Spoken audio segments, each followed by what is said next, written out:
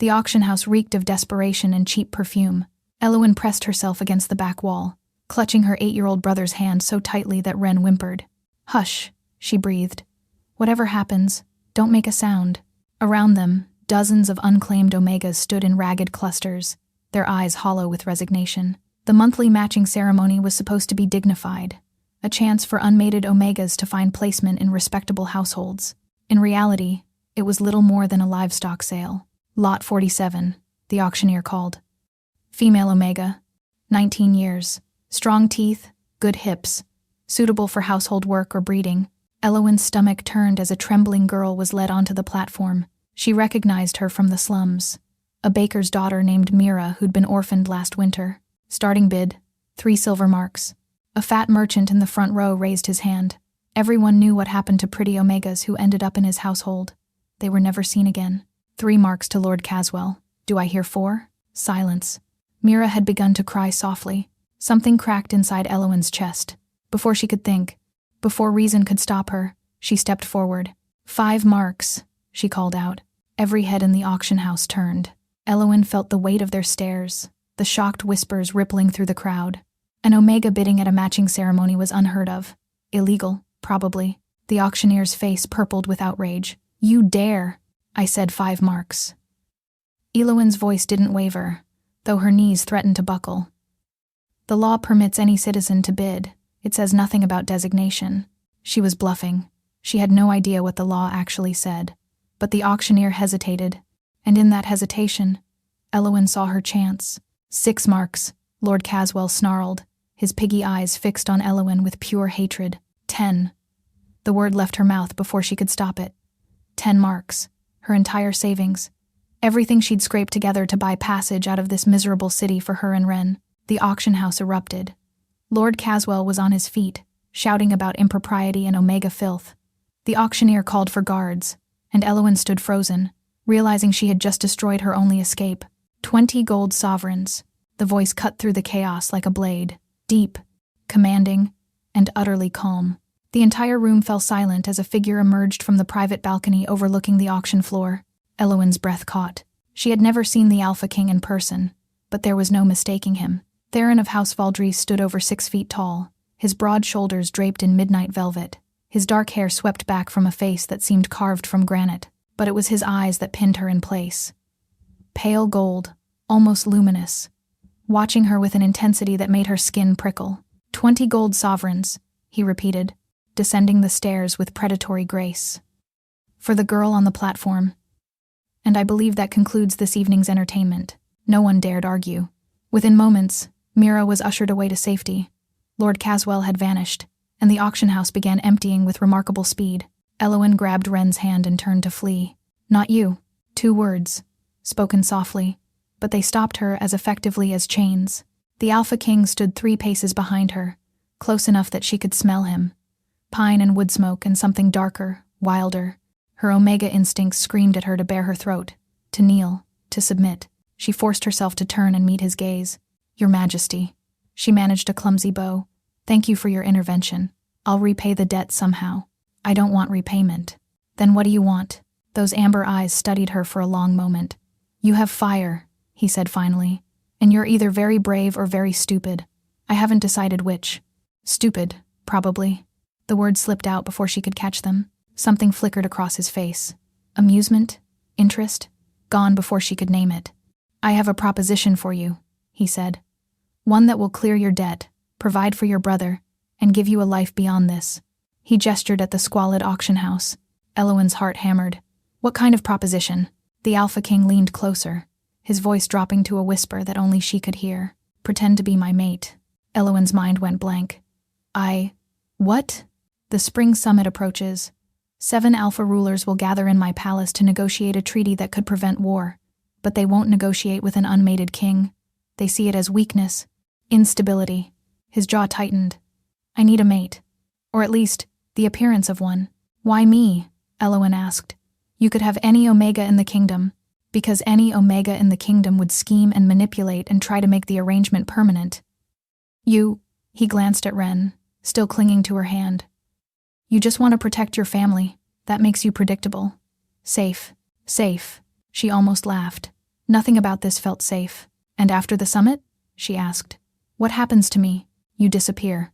New identity, new life, and enough gold to live comfortably wherever you choose. It was everything she wanted, everything she'd been desperately working toward.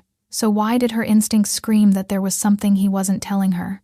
What's the condition? She asked quietly. There's always a condition. The Alpha King's expression shifted. Something almost like regret passed through those wolf-bright eyes. The other alphas will never believe a fake bond, he said. They can scent the difference. They'll know within moments if the claim isn't real. Elowen felt ice spread through her veins. You can't mean a real claiming bite. His voice was soft, almost gentle, which somehow made it worse. My mark on your throat. Permanent. Irreversible. He paused. You'll carry it forever, even after our arrangement ends. Even after you've built your new life. You'll belong to me in the eyes of every wolf who ever scents you. Elowen's hand flew to her throat. You're asking me to be branded. I'm asking you to let me bind your soul to mine. The Alpha King held her gaze. So yes, I suppose I am. Behind her, Ren tugged at her sleeve. Elowen, what's happening? She looked at her brother's thin face, at the hunger hollowing his cheeks, at the fear he tried so hard to hide. She thought of the slums waiting for them, the winters that killed more Omegas each year, the merchants like Lord Caswell who circled like vultures. Then she looked at the Alpha King, at the monster offering her salvation with teeth. When do we start? The palace swallowed Elowen whole. She followed a silent servant through corridors that seemed to stretch forever, each hallway grander than the last. Crystal chandeliers dripped from ceilings painted with scenes of ancient hunts. Tapestries depicting wolf forms in battle lined walls of polished marble. Everything gleamed with wealth she couldn't comprehend. Ren walked beside her, his small hand sweaty in hers, his eyes wide as dinner plates. Is this where we'll live? He whispered. For now. Elowen kept her voice steady, though her heart raced. What have I agreed to? The servant stopped before a set of ornate doors. The consort's chambers, she announced, her tone carefully neutral. His Majesty will send for you when he's ready to discuss. Arrangements. The doors opened onto a suite larger than the entire tenement building where Elowen had spent her life. A massive bed dominated one wall, draped in silks the color of moonlight. A fireplace crackled with warmth. Through an archway, she glimpsed a private bathing room with an actual copper tub. There must be some mistake, Elowen breathed. No mistake. The servant's expression remained blank. You are to be the king's mate. These are the consort's chambers. A pause. The previous occupant vacated them 3 years ago. Previous occupant. Elowen wanted to ask what happened to her, but the servant was already retreating, the doors closing with a soft click. Ren immediately bounced onto the bed. It's so soft. Elowen, feel how soft. But Elowen couldn't move. She stood in the center of the impossible room, trembling. This was real. She had agreed to let the Alpha King mark her, to carry his claim for the rest of her life. And in exchange, Ren would never go hungry again. She pressed her palm against her throat, imagining teeth breaking skin. The pain, the permanence. Worth it, she whispered. It's worth it. A knock startled her. Before she could respond, the door opened, and an elderly woman entered, her silver hair pinned beneath a healer's cap.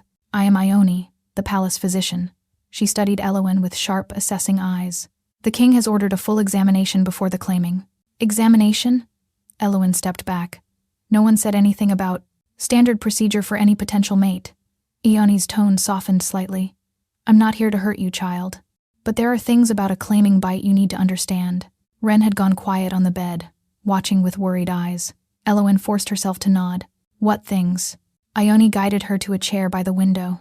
A claiming bite isn't simply a mark.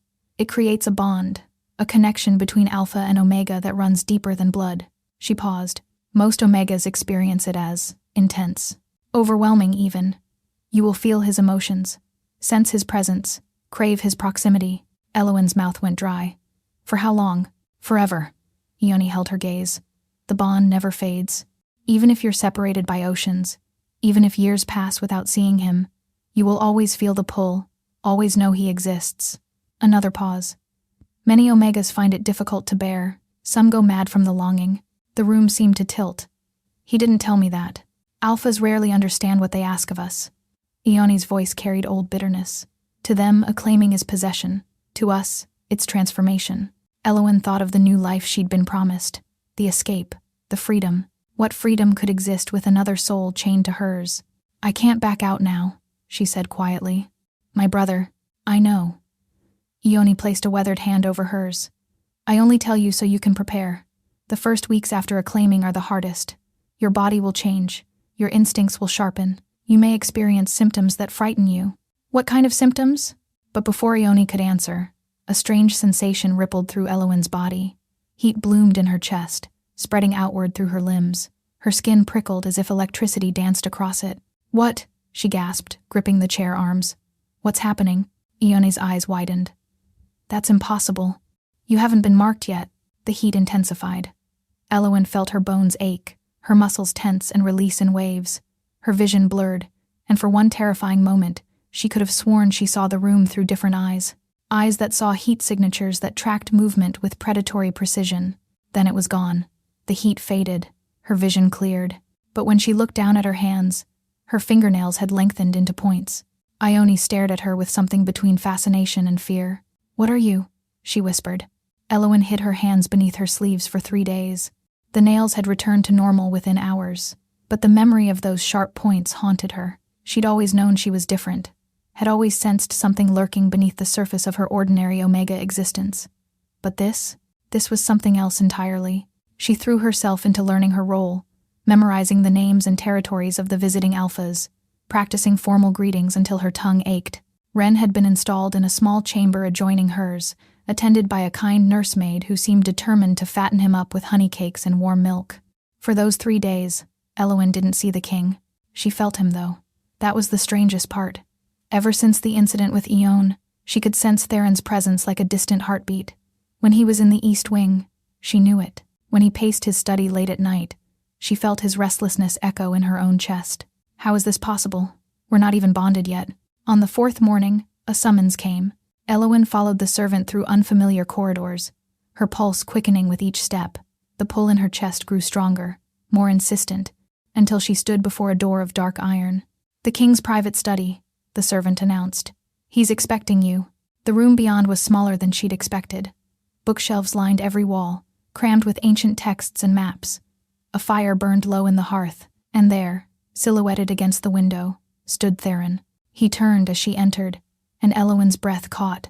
In the auction house, he'd seemed carved from stone, cold, controlled, utterly unreachable. But here, in the privacy of his study, something was different. Shadows hung beneath his lupine gaze. His jaw was tight with tension she could feel pulsing through that impossible connection between them. You've been avoiding me, she said before she could stop herself. His eyebrow lifted. I've been giving you time to adjust. Adjust to what? I haven't seen you since you agreed to let me mark you? His voice was soft, dangerous. Trust me, I've been counting the hours too. Something in his tone made her stomach flip.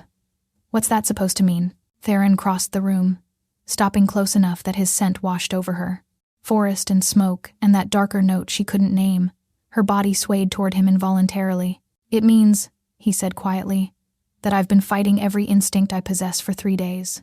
Because the moment I walked into that auction house and saw you standing against a room full of alphas, defending a stranger with nothing but words and courage. He paused. Something happened. Elowen's pulse quickened. What kind of something? My wolf recognized you. The words seemed pulled from him against his will. Before I even knew your name, before I'd spoken a single word to you, every fiber of my being was screaming that you were mine.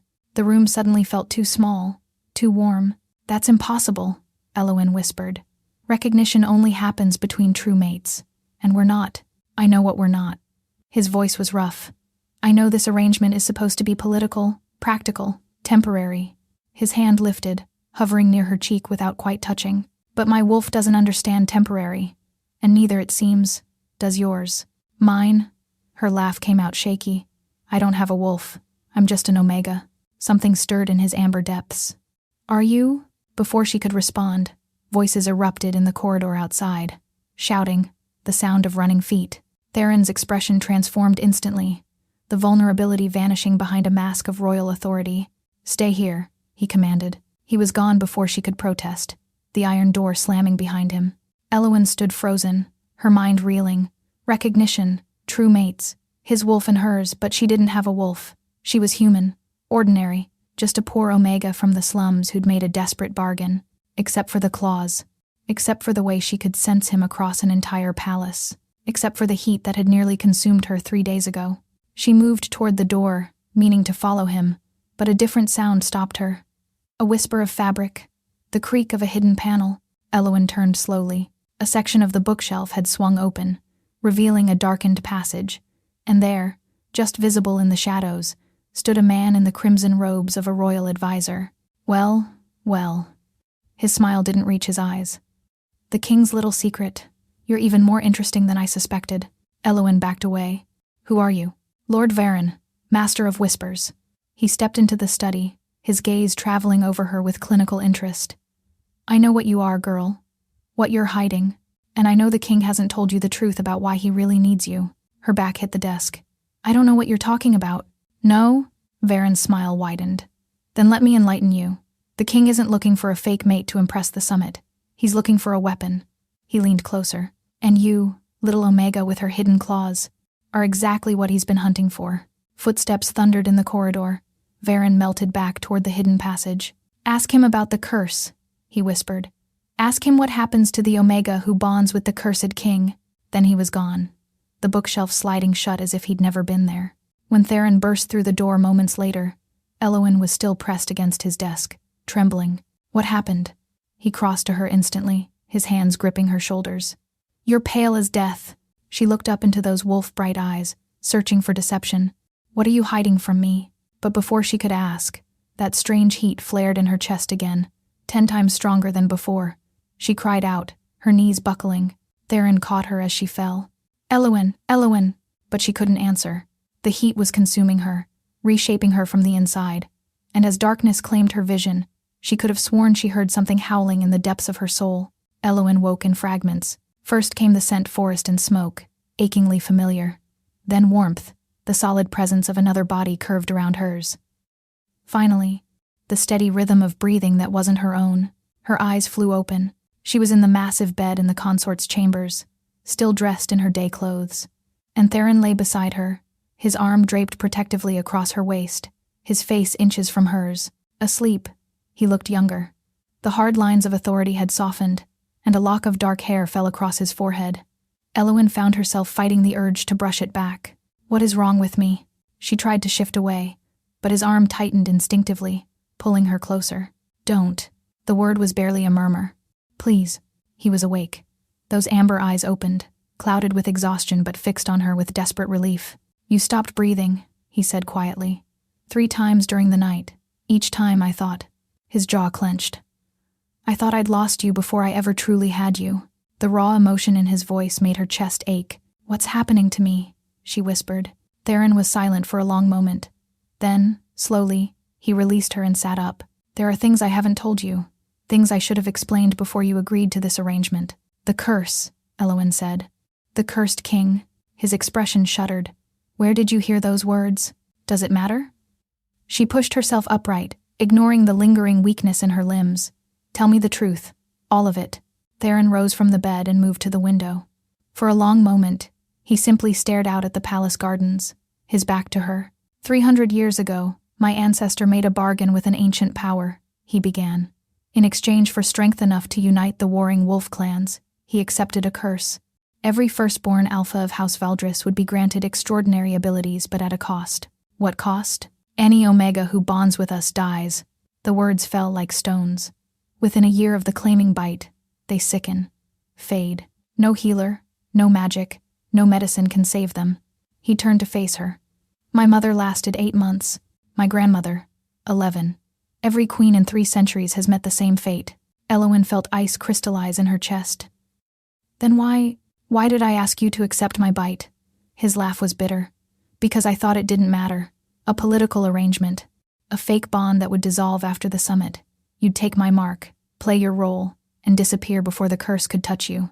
But then I felt the recognition. His voice cracked. And I realized the curse doesn't care about arrangements. It doesn't care about politics or practicality. It only knows that my wolf has chosen you. And if I mark you now, if I complete the bond, I'll die, Elowen finished. Like all the others. Theron nodded once, the movement sharp with grief. So, what do we do? She asked. Call off the arrangement? Find another Omega? There is no other Omega, He moved toward her, stopping at the edge of the bed.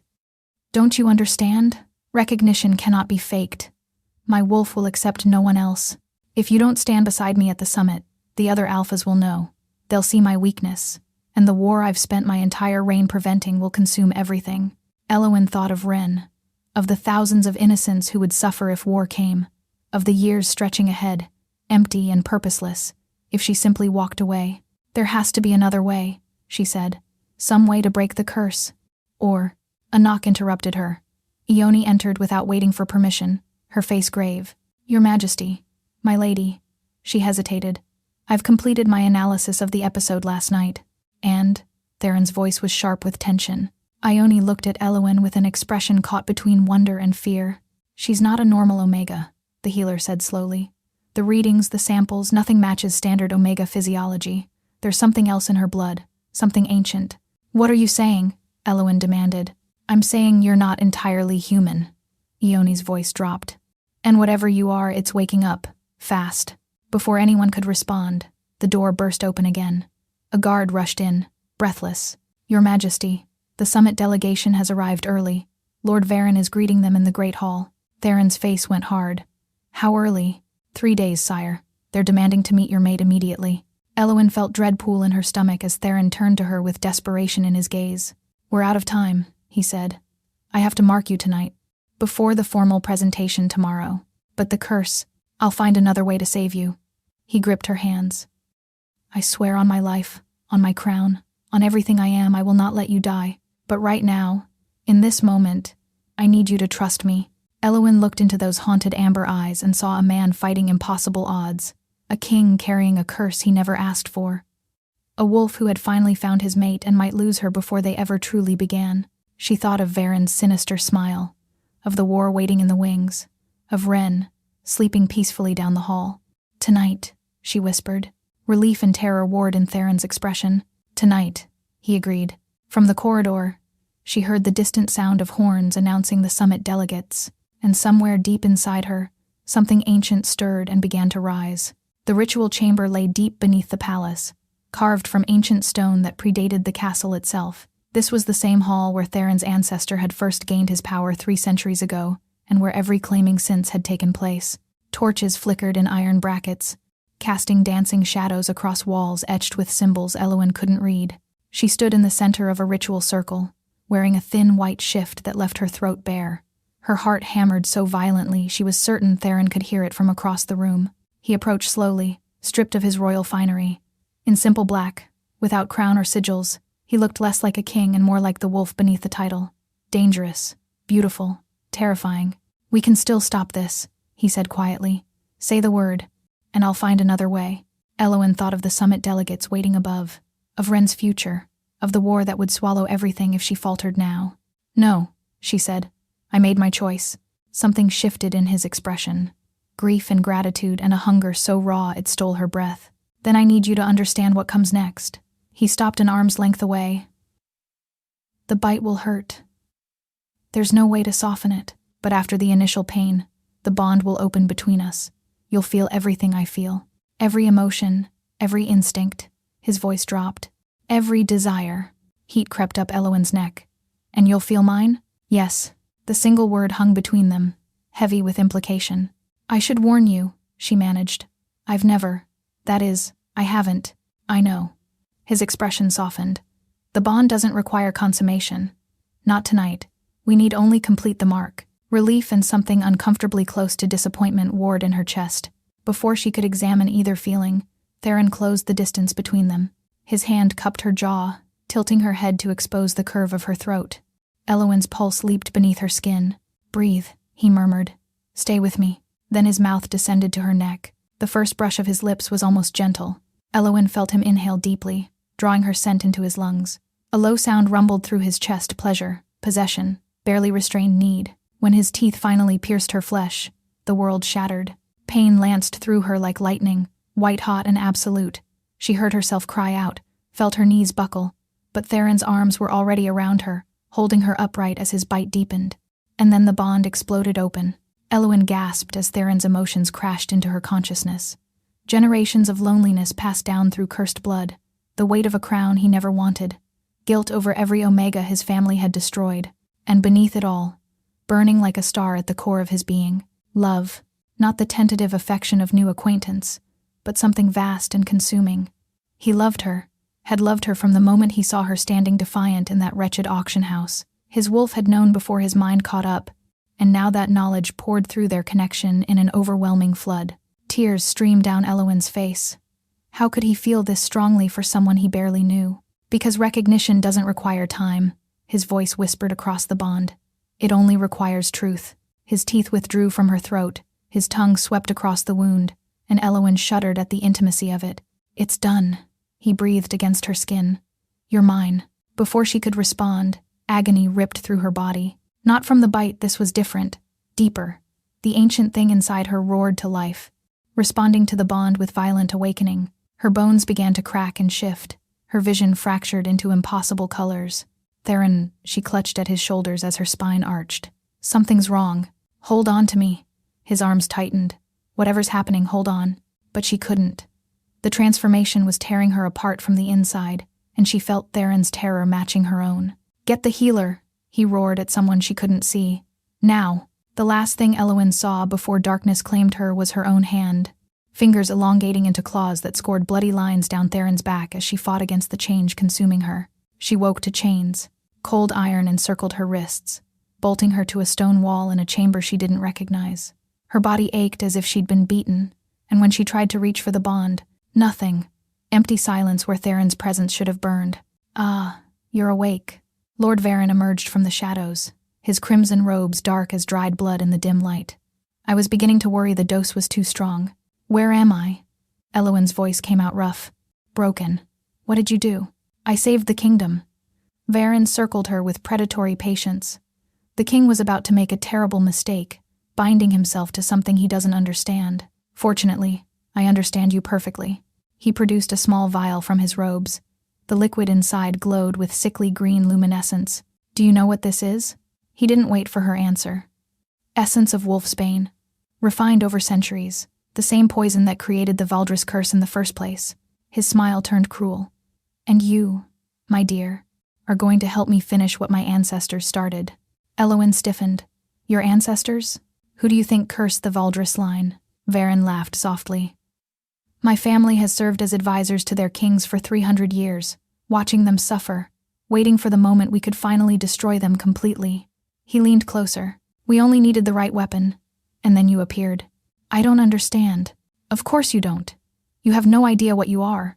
He traced a finger down her cheek, and Elowen flinched away.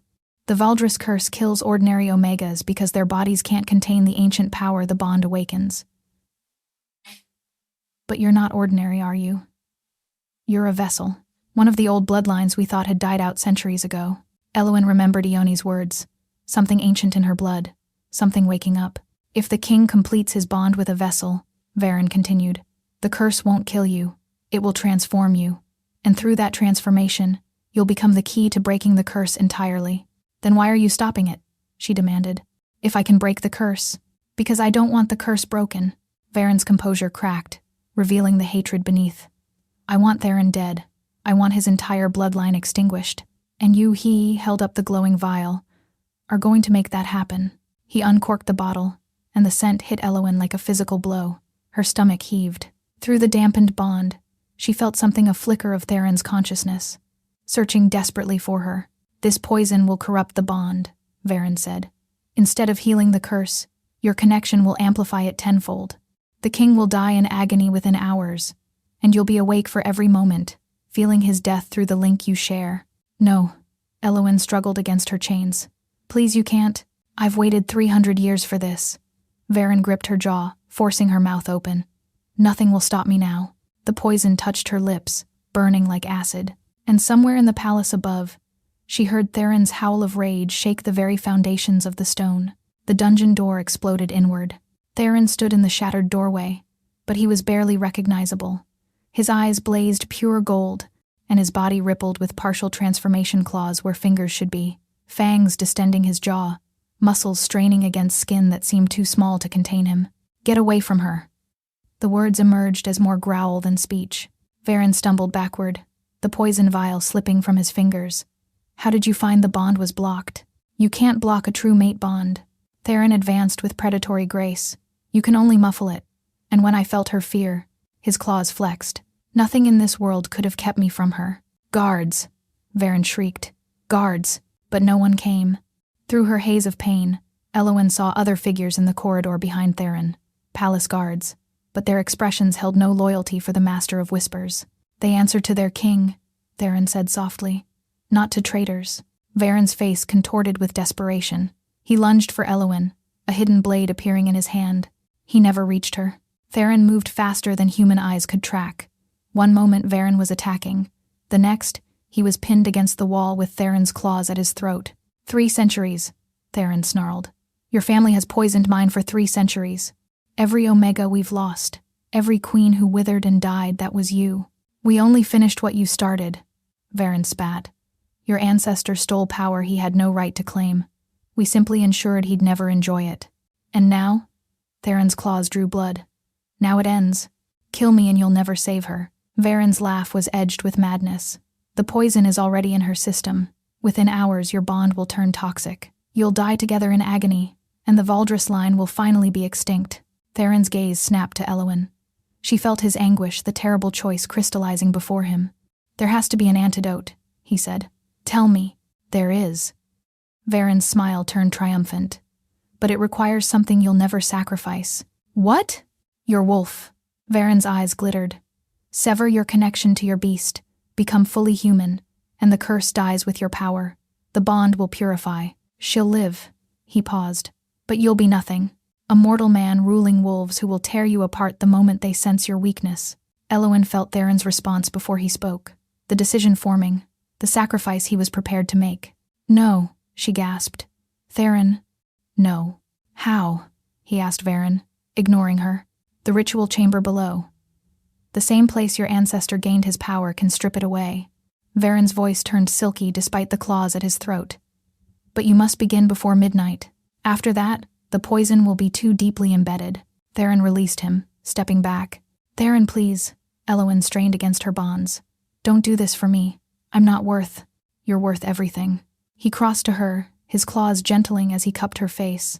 I've spent my entire life watching Omegas die because of what I am, knowing that any woman I loved would be destroyed by my curse. His forehead pressed to hers. And then you walked into that auction house and defied the world for a stranger. You took my mark knowing it might kill you. You trusted me even when I gave you every reason not to. Tears spilled down her cheeks. The kingdom needs you. Your people. My people need peace, and peace was coming regardless of my wolf. His thumb brushed her tears away. But you, Elowen, you need me.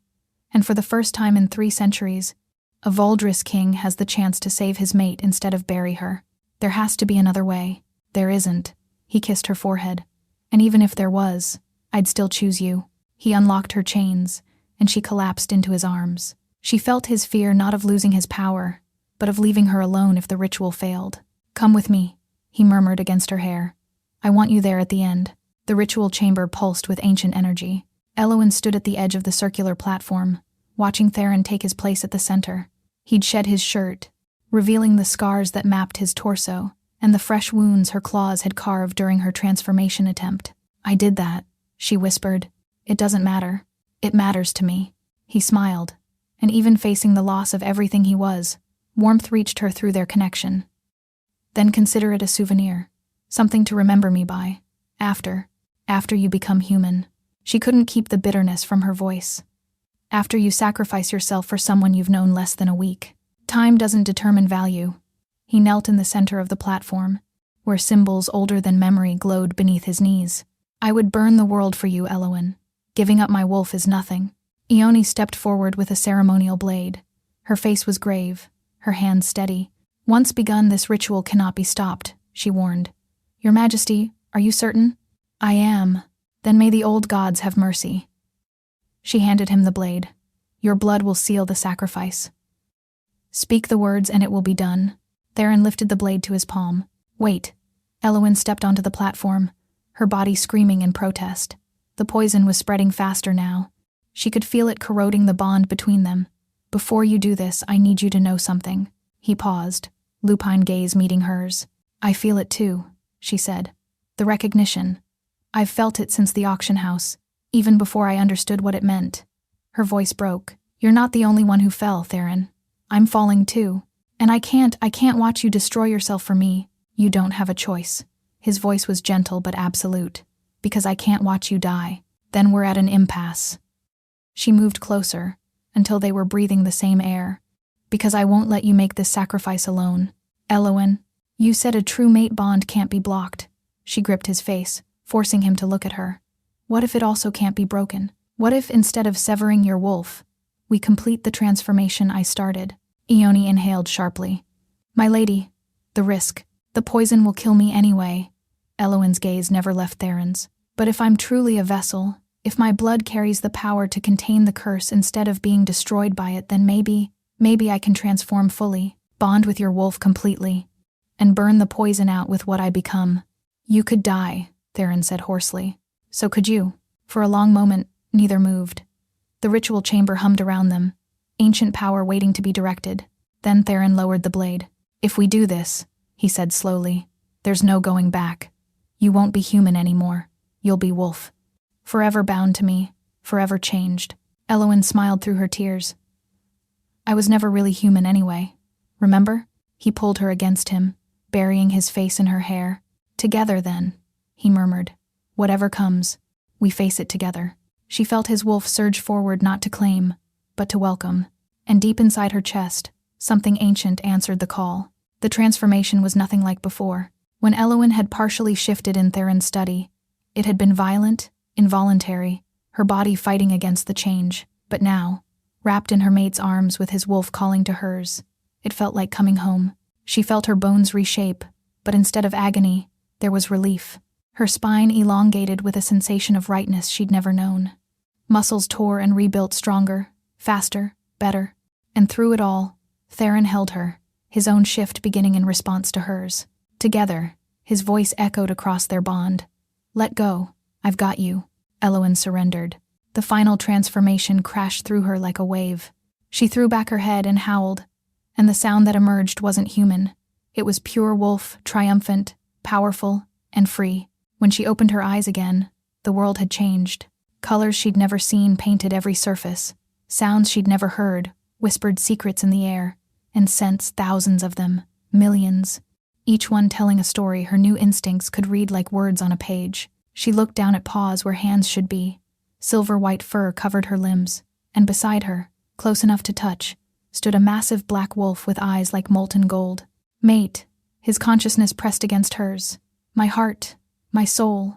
The poison tried to fight. She could feel it churning in her blood, seeking purchase, trying to corrupt the bond between them. But her wolf was stronger. The ancient power of the vessel bloodline rose to meet the curse, and where they collided, the poison simply dissolved. 3 centuries of suffering, erased in a single moment of transformation. Is it gone? Elowen asked across their connection. You're magnificent.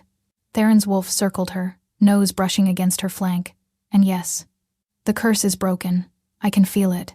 She shifted back to human form without thinking, her body responding to her will with newfound ease. Theron followed, and suddenly they were standing face to face in the ritual chamber, both whole, both alive. It worked, she breathed. I can't believe it actually worked. Theron laughed, the sound bright with disbelieving joy. He swept her into his arms, spinning her in a circle. You brilliant, impossible woman. He set her down but didn't release her. You just broke an ancient curse with nothing but stubbornness and hope. I had good motivation. Her hands found his chest, feeling his heartbeat strong and steady beneath her palms. Someone once told me recognition doesn't require time, it only requires truth. His expression softened. Did I say that? You did. She rose on her toes, bringing her lips close to his. And I believed you. When he kissed her, the bond sang between them like a chord finally resolved. Every broken piece of her past, every wound she'd carried, every moment of loneliness and fear, all of it faded beneath the overwhelming rightness of his mouth on hers. I love you, he murmured against her lips. I know it's too soon. I know we barely know each other. But I love you, Elowen, and I will spend the rest of my very long life proving it. Only if I get to prove it too. She pulled back to meet his eyes. And you should know Omegas don't make promises lightly. When I say forever, I mean forever. I'm counting on it. The throne room was packed with witnesses. 7 alpha rulers from across the continent had gathered for what they expected to be a political presentation. Instead, they would witness history. Eowyn stood at the entrance, dressed in silver and white, Theron's claiming mark visible above her collar. Ren stood beside her, cleaned and groomed and practically vibrating with excitement. Just behind them, in a simple but elegant dress provided by the palace, stood Mira, the baker's daughter Eowyn had tried to save at the auction. She had been given a position in the royal household. Safe at last. "You look like a queen," Ren whispered. "Not yet." She squeezed his hand. "But soon." The herald announced them, and the crowd parted like water. Eowyn walked forward with her head high, ignoring the whispers that followed her. The Omega from the auction broke the curse. A vessel, they say. True mates. Theron waited on the dais, crown gleaming on his dark hair. But when she reached him, he didn't stand on ceremony. He descended the steps, took her hands in his, and turned to face the assembled rulers. "For 3 centuries, he announced, his voice carrying to every corner, "my family has lived under a curse.